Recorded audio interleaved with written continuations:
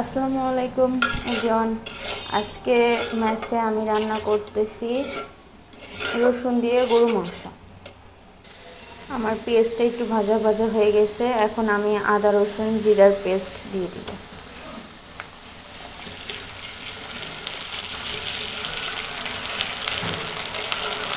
এটা একটু আমি ভাজা ভাজা করে নেব। এখানে আমি একটু সামান্য পানি দিয়ে দিব।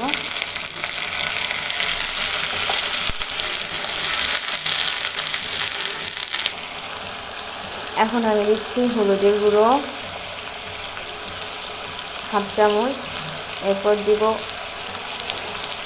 মরিচের গুঁড়ো 1 চা চামচ, এরপর দিব ধনিয়ার গুঁড়ো হাফ চা চামচ, লবণ দিব 1.5 চা চামচ। এখন মশলা সবগুলো একসাথে ভালোভাবে কষিয়ে নেব।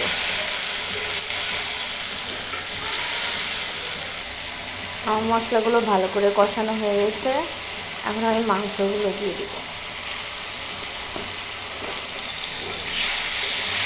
ভালো করে নেড়ে দিব।